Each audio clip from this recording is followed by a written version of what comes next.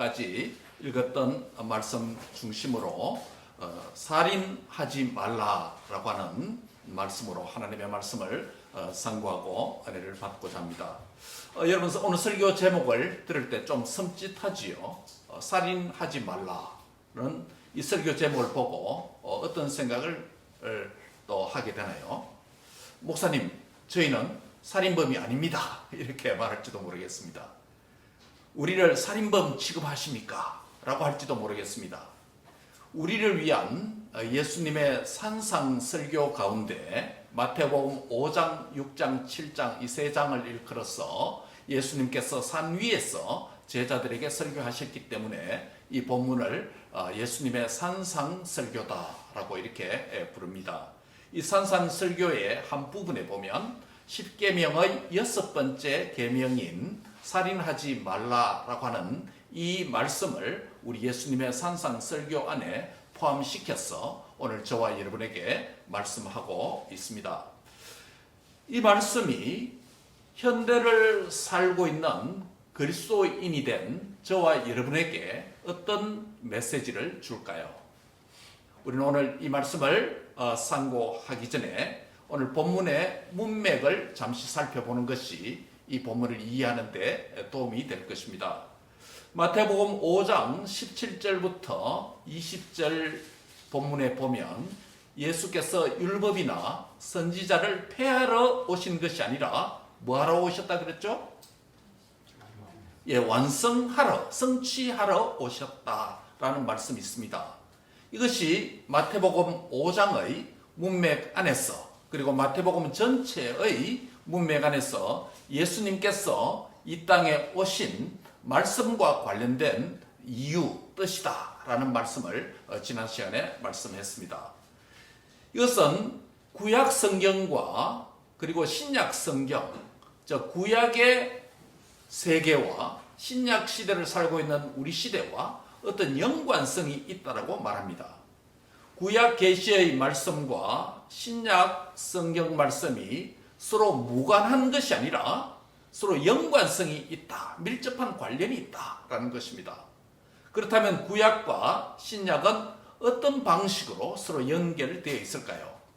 그래서 바로 율법과 선지자라고 하는 표현이 바로 앞 구절에 있었습니다. 구약 성경을 요약한 표현이 율법과 선지자라고 하는 표현입니다. 여기서 율법은 무엇을 가리킵니까? 좁게는 율법을 요약해 놓은 10가지 계명 무엇이죠? 10계명을 일컬어서 율법이다 라고 이렇게 좁게는 그렇게 부릅니다. 조금 더 확장해서 율법이라고 하는 의미는 구약 성경 안에 율법이 몇 가지가 있겠습니까? 무엇을 하라라고 하는 긍정적인 명령이 248개 있습니다. 그리고 무엇을 하지 말라라고 하는 부정적인 금지 명령이 365개가 있습니다. 248, 365 합치면 몇 개 될까요? 613개의 율법 조문들이 있습니다. 바로 모세 오경에 기록되어져 있는 이 율법 개수들을 유대 랍비들이 계산을 해보니까 그렇게 계산이 된 것입니다. 그래서 여기서 율법이라고 하는 의미는 좁게는 10계명을 가리키지만은 조금 넓게는 613개의 율법 조문들을 가리킨다라고 할 수 있습니다. 그리고 율법이라고 하는 의미를 좀 더 확장적으로 의미한다면, 더 확장시키면 바로 모세가 하나님의 계시를 받아서 서서 기록했던 모세 오경, 즉 창세기부터 신명기까지를 일컬어서 오늘 본문에 바로 율법이다라고 하는 단어가 표현하는 의미입니다. 두 번째로 선지자라고 하는 표현이 있습니다. 이 선지자라고 하는 표현은 무슨 뜻입니까? 구약 성경에 기록된 선지자들이 하나님의 계시의 말씀을 받아서 기록한 예언한 말씀을 일컬어서 선지자다라고 말씀을 하고 있습니다. 즉 예수님께서 이 땅에 오신 이유는 율법과 선지서들을 필요 없다, 폐하기 위해서 오신 것이 아니라 율법과 선지서를 통해서 기록한 이 구약 성경을 뭐하러 오셨다고요? 완성하고 성취하기 위해서 오셨다라고 말씀을 하고 있습니다. 그렇다면 결론은 이것입니다. 오늘 신약 시대를 살고 있는 예수님을 믿는 구원받은 성도들은 구약 성경이 필요 있다 없다? 예, 필요 있다는 것입니다. 필요 없는 것이 아니고 폐하러 왔으면, 예수님이 율법을 구약 성경을 폐하러 오셨으면 우리가 구약 성경을 읽을 필요도 없고 또 그것을 생각할 필요도 없고 성경에 포함시킬 필요도 없을 것입니다. 우리 주 예수 그리스도께서, 우리를 구원하신 예수님께서 바로 구약의 율법과 선지서를 완성하고 성취하기 위해서 오셨다고 하기 때문에 예수님을 믿는 저와 여러분에게도 이 구약 성경은 중요한 교훈을 줄 수 있다, 주고 있다라고 말씀을 하는 것입니다. 그런데 구약 성경의 율법에 보면 세 장르가 있습니다. 세 개의 부류로 나눌 수 있습니다. 첫째는 어떤 법이 있을까요? 의식법이라고 하는 게 있습니다. 그렇죠? 의식법은 뭐냐면 유대인들이 구약시대 때 하나님 앞에 나올 때 짐승을 가지고 와서 그 짐승을 태워서 제물을 바쳐서 하나님 앞에 제사 드리는, 그것을 우리가 구약 율법 가운데서 의식법이라고 부릅니다. 여러분, 이 의식법을 아까 율법과 선지서가 우리에게 필요하다, 신약 성도인 우리에게도 필요하다고 했는데, 그렇다면 질문할 수 있습니다. 구약에 있는 율법 가운데 의식법들은 우리가 지킬 필요가 있다 없다? 그 폐하였단 말입니까? 무슨 말입니까? 질문 못 쓰면 되잖아요.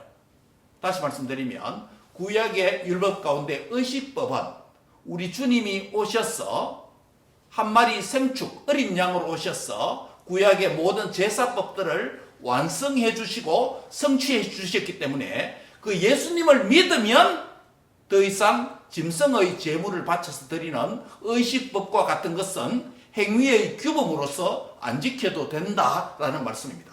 그렇다고 성경에서 의식법을 구약성에서 빼버릴 수 있습니까? 그건 아닙니다. 예수님을 더욱더 바르게 이해하고 예수님의 섬기는 데 도움이 될 수 있도록 유익하기 때문에 구약성경 안에 기록해서 우리가 여전히 구약성경의 한 부분으로 읽고 있는 것입니다. 구약의 율법 안에 첫 번째 장르가 뭐라고요? 의식법입니다. 그 다음 두 번째 법은 어떤 법이냐면 시민법이 있습니다. 여러분, 구약성경 율법을 읽다 보면 이스라엘 시민으로서 당시에 살아가야 될 법들이 있습니다. 그 가운데 여러 가지가 있는데 대표적인 것이 하나가 뭐냐면 살인을 했을 때 도피성에 피하는 법이 있습니다. 그렇죠? 도피성에 피해서 개인적 보복을 막기 위해서 율법이 그렇게 정해놨습니다. 여러분, 오늘날 사람을 죽였다고 해서 어느 특정한 도피성이 있습니까? 없습니까? 없죠. 이런 법들은 오늘날 특정 국가 안에 실정법 안으로 다 들어와 있습니다. 국가의 법을 따라서 우리가 살인을 하면 그에 맞게 재판도 받고 형벌을 받도록 되어 있습니다. 문자적으로 의식법들은 우리가 안 지켜도 됩니다. 안 지켜도 되지만은 율법을 말씀하신 하나님의 율법 정신을 우리가 이해함으로 생명을 사랑해야 된다라고 하는 이런 교훈을 여전히 주고 있기 때문에 그 율법도 읽을 필요는 있다는 것입니다. 행위의 규범으로는 안 지켜도 되지만. 그 다음에 구약 율법의 마지막 중요한 한 장르가 있습니다. 무슨 법일까요? 네, 여러분 잘 알고 있네요. 그래서 도덕법이라고 합니다. 도덕법을 대표적으로 보여주는 법이 어떤 게 있습니까? 10계명입니다. 10계명 1계명부터 10계명 10가지 계명을 우리가 아까 말씀드린 대로 10계명이라고 부르죠. 이 10계명은 구약 시대의 유대인들도 지켰을 뿐만 아니라 신약 시대인 그리스도인 저와 여러분도 이 10계명은 영원히 지켜야 됩니다. 그래서 10계명은 여전히 행위의 규범으로서 우리가 지켜야 되는 것입니다. 그래서 우리가 10계명을 암송하기도 하고 예배드릴 때 10계명을 읽기도 하고 그 말씀대로 살지 못했다면 회개하기도 하는 이유가 바로 그것입니다. 오늘 본문에 바로 10계명의 6번째 계명인 무슨 하지 말라? 살인하지 말라라고 하는 이 말씀을 우리 예수님께서 산상설교 안에서 이 설교를 하신 것입니다. 그런데 매우 흥미로운 것은 10계명을 구약시대 때는 이 계명을 문자 그대로 지켰습니다. 즉 이웃을, 가족을, 형제 자매를 칼이나 무기를 통해서 죽이면 무슨 죄에 빠집니까? 예, 살인죄에 빠지게 됩니다. 그에 따라서 살인죄를 범한 자는 죽임을 당한다라고 하는 율법에 따라서 형벌을 받게 되었습니다. 그런데 오늘 본문에 보면 우리 예수님께서 십계명을 구약 성도뿐만 아니라 신약 성도들도 지켜야 되는데 어떤 방식으로 이 십계명을, 특별히 살인하지 말라고 하는 육계명을 신약 성도들은 어떤 방식으로 지켜야 될 것인지 이 산상설교 오늘 본문에 자세히 말씀하고 있습니다. 어떻게 말씀하고 있습니까? 오늘 본문 21절에 다 같이 한번 읽겠습니다. 21절입니다. 시작. 옛사람에게 말한 바 살인하지 말라. 누구든지 살인하면 심판을 받게 되리라 하였다는 것을 너희가 들었으나. 예. 옛사람에게 이 말은 뭐냐면 구약 이스라엘 사람들에게 모세가 하나님 주신 시내산에서 받은 율법을 주면서 살인하지 말라라는 명령을 주었습니다. 즉 살인하면 어떻게 된다고요? 심판을 받게 되리라 라는 것을 너희가 들었다라는 것입니다. 지금 예수님의 설교를 듣고 있는, 산 위에서 예수님의 설교를 듣고 있는 이 청중들은 그들의 조상적부터 모세를 통해서 이 십계명을 율법을 받았습니다. 즉 옛사람에게, 너희 조상들에게 하나님께서 살인하지 말라는 명령을 모세를 통해서 이 십계명을 주었는데 그 살인을 범하면 당시에는 심판을 받았다라고 말하고 있습니다. 그런데 예수님은 이 법을 어떤 방식으로 지켜야 된다고 말합니까? 그게 몇 절에 나옵니까? 22절입니다. 다 같이 한번 22절을 읽습니다. 시작. 나는 너희에게 이르노니 형제에게 노하는 자마다 심판을 받게 되고 형제를 대하여 나가라 하는 자는 공회에 잡히게 되고 미련놈이라 하는 자는 지옥불에 들어가게 되리라. 예수님은 이 십계명을 구약 유대인들이 지켰던 방식과 좀 다른 방식으로 지켜야 된다라고 예수님은 이 십계명을, 특별히 육계명을 재해석하십니다. 구약 성도들은 이렇게 지켰지만은 이제 나를 믿는, 예수님을 믿는 신약 성도들은, 그리스도인들은 이 육계명을 이런 방식으로 지켜야 된다라고 갱신하시고 재해석하여서 우리에게 설명하고 있다는 사실입니다. 뭐라고 재갱신하십니까? 어떻게 재해석합니까? 구약시대 때는 사람을 실제로 피지컬리 죽여야 살인죄입니다. 그런데 예수님 이후에는 이 설교를 듣는 청중들은 뭐 하면 살인하는 게 됩니까? 형제에게 분노하는 것, 화를 내는 것, 분노하는 것도 살인죄다라고 말씀하고 있습니다. 다시 말씀드리면 감정적으로 형제에게 상처를 준다면 그것 또한 피지컬리 살인하는 것 못지않게 살인하는 죄를 범하는 것이다 라고 말씀하므로 예수님의 십계명의 이 해석은, 살인죄에 대한 육계명에 대한 해석은 굉장히 내면화되고 마음속에 있는 부분까지도 예수님이 터치하고 있다는 의미입니다. 무슨 말입니까? 단순한 무기나 위협을 통해서 사람을 죽이지 않아도 살인죄를 범할 수 있는 가능성이 있다는 것을 말씀합니다. 그게 첫 번째 뭐냐면 형제에게 노하는 것입니다. 여러분 오늘날 여기서 형제라는 것은 꼭 남자에게만 의미하지 않습니다. 성경에서 형제라는 개념은 나 외에 모든 사람을 가리킵니다. 나 외에 모든 사람을 가리킵니다. 나 외에, 즉 나의 배우자도 될 수 있고 나의 자녀도 될 수 있고 나의 부모도 될 수 있고 나의 이웃들도 될 수 있고 함께 교회 생활하는 성도들도 될 수 있습니다. 나 외의 모든 사람입니다. 이웃에게 분노하는 것, 노를 품는 것, 하나님 그것을 감정적인 살인의 영역에 포함시켜서 살인죄라고 말씀을 하고 있습니다. 사랑하는 성도 여러분, 이렇게 생각하면 우리가 또 다른 질문을 할 수 있습니다.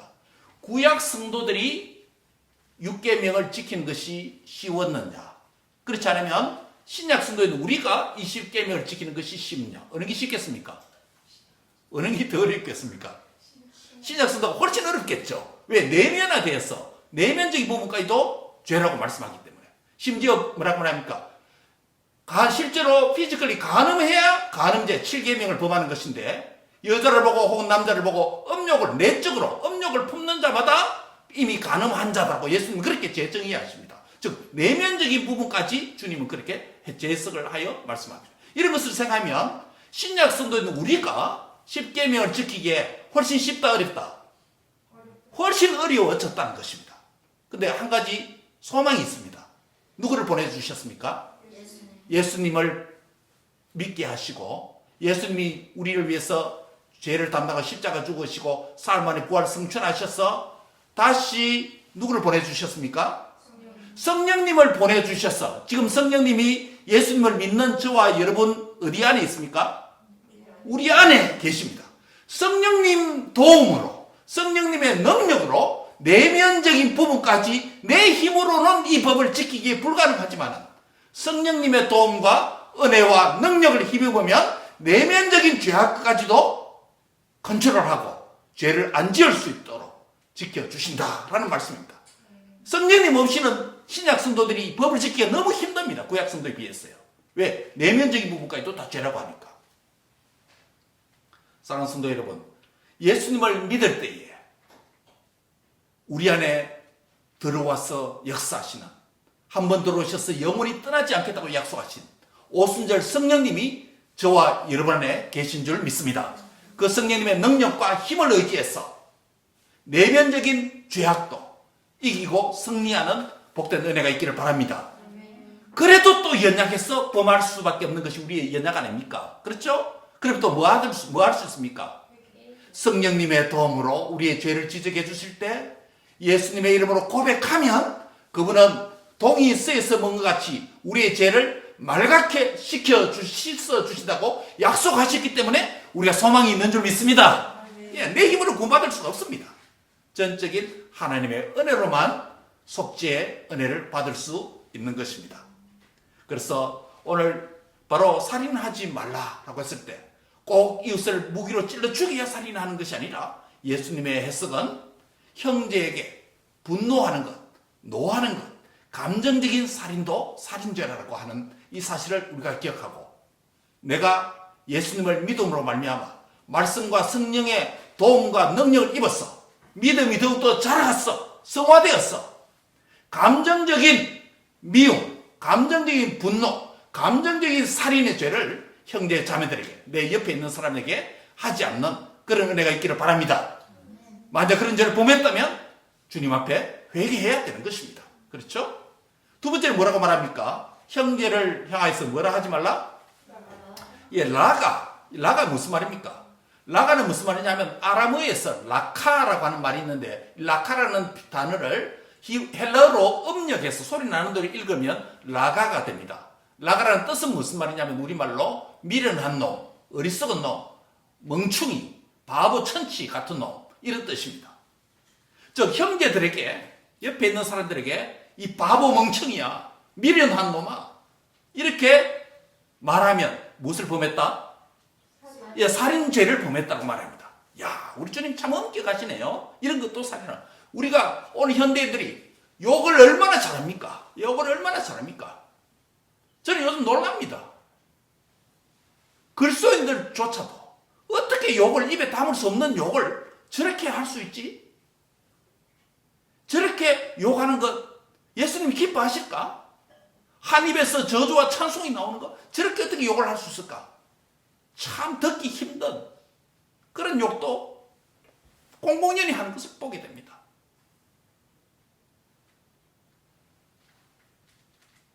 그것이 죄라는 것도 모르고 그렇게 하는 것입니다. 여러분 오늘 이 본문을 읽은 이상, 이 설교를 듣는 이상 형제 자매들에게 내외 다른 사람들에게 미련한 놈, 멍청이, 저주스러운 표현을 하는 것들이 살인죄를 범하는 것입니다. 아까 앞에서 형제를 미워하는 것이 무슨 죄라고요? 분노하는 것이 감정적인 살인죄라며 여기서 라카, 형제 자매들을 욕하는 것은 무슨 살인? 언어적인 살인이라는 거예요. 언어적인 살인. 여러분 말 한마디에 사람이 얼마나 용기가 떨어지기도 하고 좌절하기도 하고 상처를 입기도 하고 말 한마디에 그 사람이 격려받고 위로받고 세임을 얻고 얼굴빛이 달라지는 이런 경험을 극과 극으로 하고 있지 않습니까? 우리가 잘 아는 대로 뭡니까? 고래가 뭐요? 고래도 칭찬하면 뭐가 한다? 춤을 춘다. 이런 채점이 또 나오잖아요. 칭찬하고 격려하고 위로하면 그 사람 얼굴빛이 달라요. 얼굴빛이 달라요.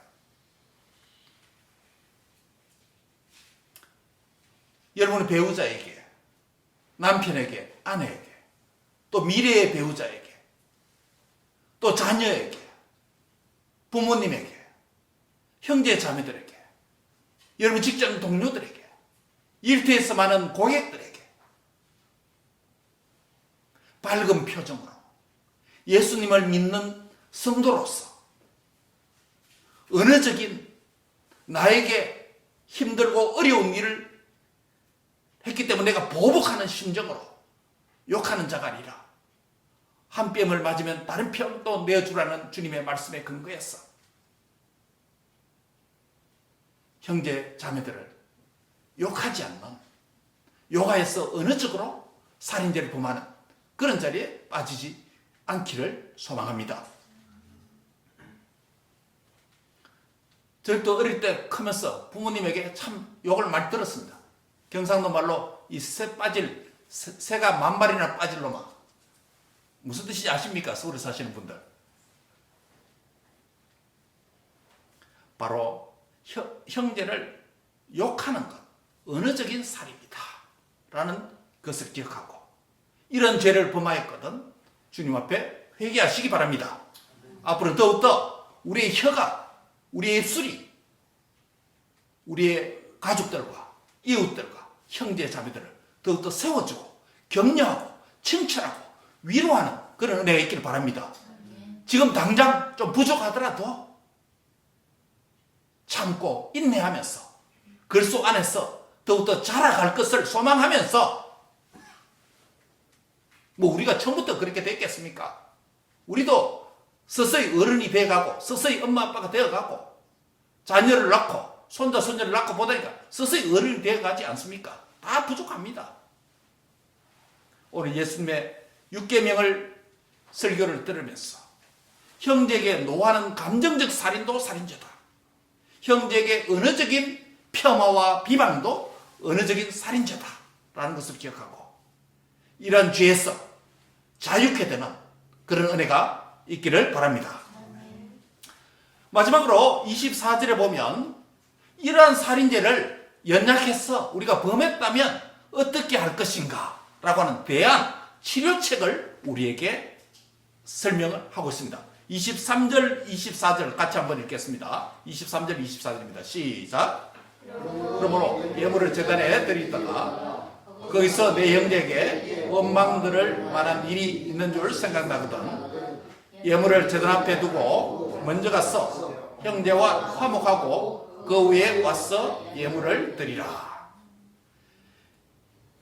그리스도인은 오늘 이와 같이 주일이 되어서 모두가 하나님 앞에 나와서 예배를 드리듯이 그리스도인은 남녀노소 누구든지 하나님 앞에 우리를 구원하신 그 하나님의 은혜를 기억하면서 예배 드리도록 부름을 받은 예배자입니다.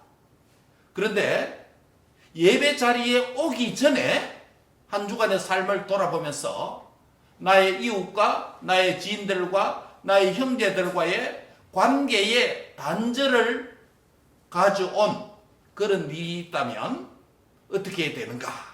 즉 언어적 살인이든지 감정적 살인이든지 그런 살인죄를 범하여 상태에서 주일이 되어서 의뢰의 하나님 앞에 와서 예배 드리는 이 자리에 앉아 있는데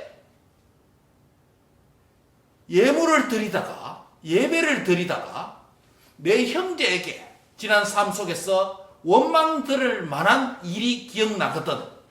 즉 언어적 감정적인 살인죄를 범해서 그것 때문에 내가 하나님 앞에 예물을 드리려고 할 때 그것이 생각나거든. 어떻게 하라고 말합니까? 먼저 가서 누구와?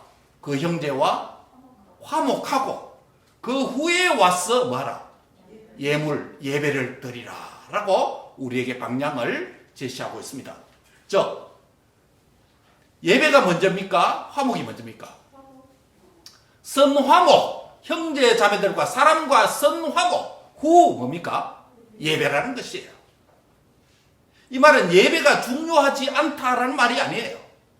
예배가 너무 중요하기 때문에, 예배가 거룩하신 하나님을 만나는 너무나도 중요한 일이기 때문에 이 예배가 손상받지 않기 위해서, 이 예배가 하나님이 기뻐하시는, 받으시는 그 예배가 되기 위해서 뭐하라? 형제 자매에게 언어적인, 감정적인 살인죄를 범하였거든.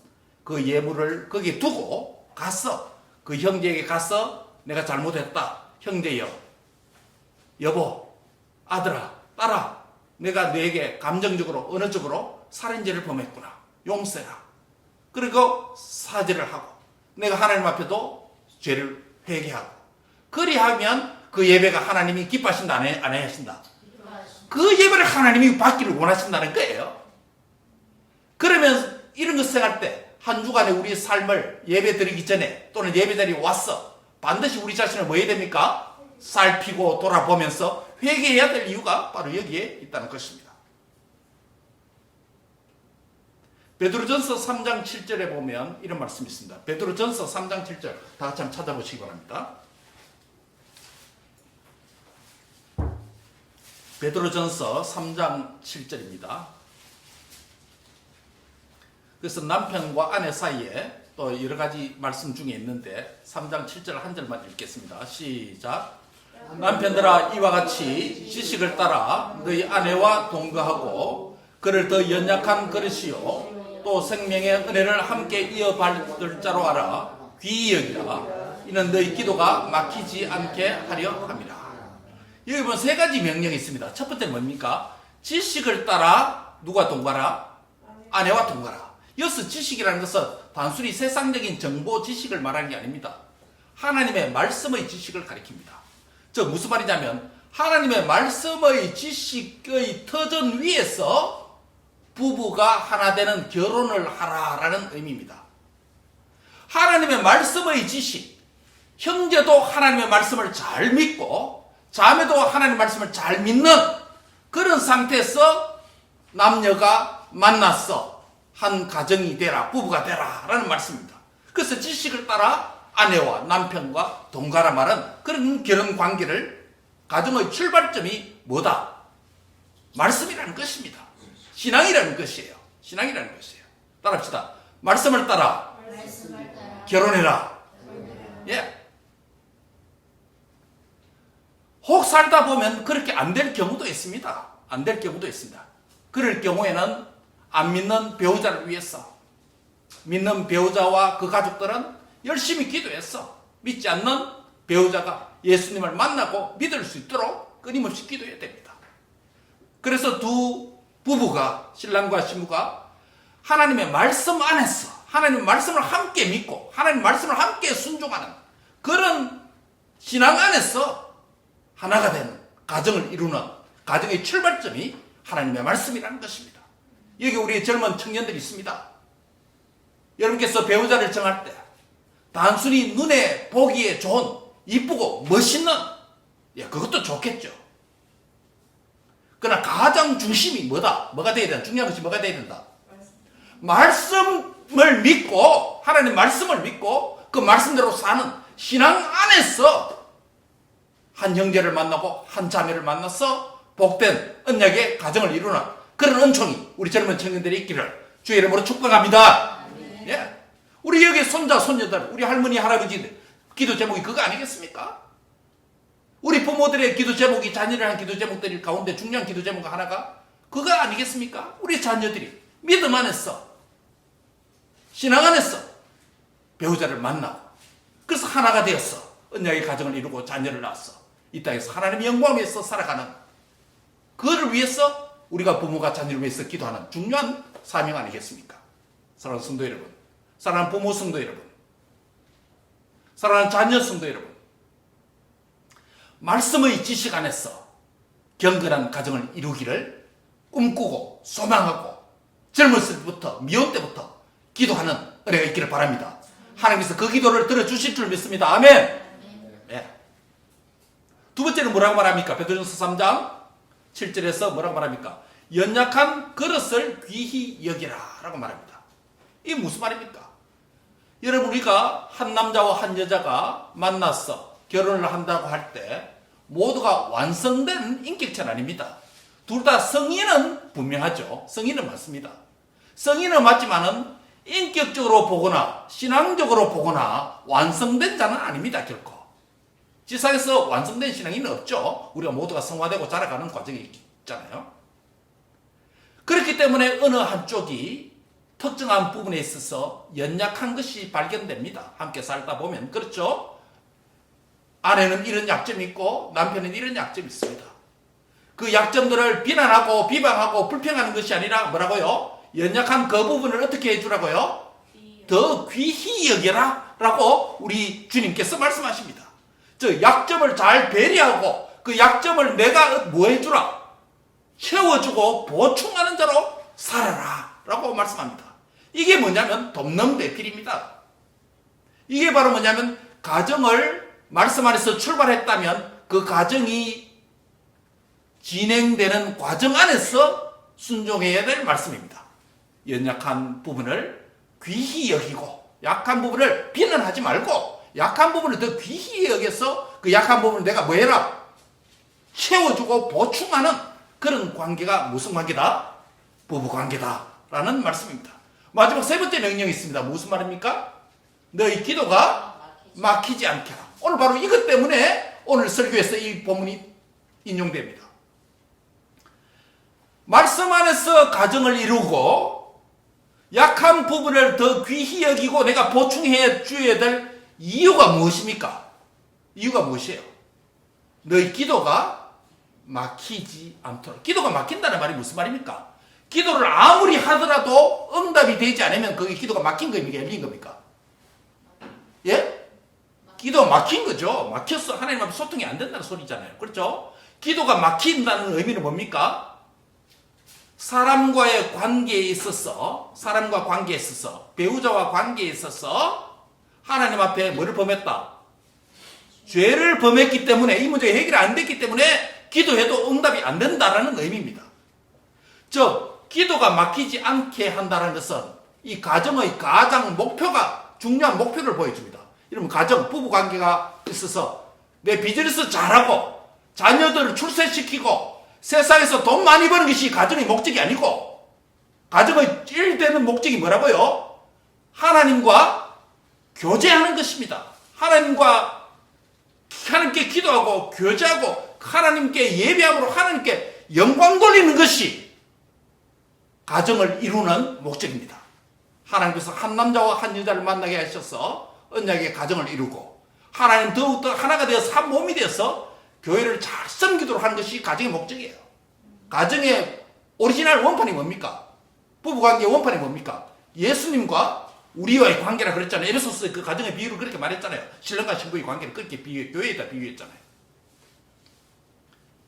자녀를 갖는 것도 마찬가지입니다. 건강한 언약의 가정을 이루어서 하나님과 교제가 계속되도록 하나님 앞에 기도가 막히지 않도록 하는 것. 여러분 결혼했고 자녀를 낳았고 우리 젊은 친구들은 결혼하고 앞으로 자녀를 낳을 것입니다. 그런데도 불구하고 세상 살면서 하나님께 기도가 막혔다. 하나님과 교제가 단절됐다. 교제가 중단됐다. 예배가 중단됐다. 이것은 여러분의 가정을 만나게 하신 하나님의 뜻이 아닙니다. 뜻을 잘못 가는 길이에요. 따라합시다. 지식을 따라. 배우자와 동거하라. 두 번째, 연약한 그릇을 귀히 여기라. 마지막 세 번째입니다. 너희 기도가 막히지 않게 하라. 예. 가정의 목적은 기도가 막히지 않는 것. 즉 하나님과 계속 교제하는 것. 하나님과 계속 예배하는 것. 그래서 하나님께 영광 돌리는 것이 가정을 이루게 하신 하나님의 뜻과 목적인 줄 믿습니다. 말씀을 정리합니다. 오늘 살인하지 말라라고 하는 이 6번째 계명을 우리 예수님은 산상설교에서 재해석하셔서 갱신하여 우리에게 말씀하고 있습니다. 피지컬리 사람을 죽여야 살인죄를 범하는 것도 맞지만은 그러나 예수님은 더 엄격하게 내면적인 부분까지도 터치하십니다. 형제를 이웃을 막 대하는 것, 즉 감정적인 살인, 언어적인 살인도 살인죄다. 그것을 회개해야 하나님 앞에 교제가 가능하다. 그래서 형제와 먼저 화목하고 와서 하나님께 예배하라는 말씀을 주었습니다. 이런 말씀의 연장선상에서 바로 가족들과 하나님 앞에 범죄했는 일이 있으며 언어적인 감정적인 마음이 상한 일은 관계가 깨어졌다면 브로큰 릴레이션십 안에서 깨진 관계 안에서 하나님 앞에 계속 기도하거나 예배할 수 없다. 그것이 막힌다는 것이에요. 하나님 우리 속에 죄악을 품고 하나님 앞에 예배하는 것 하나님 기뻐하지 않는다는 것입니다.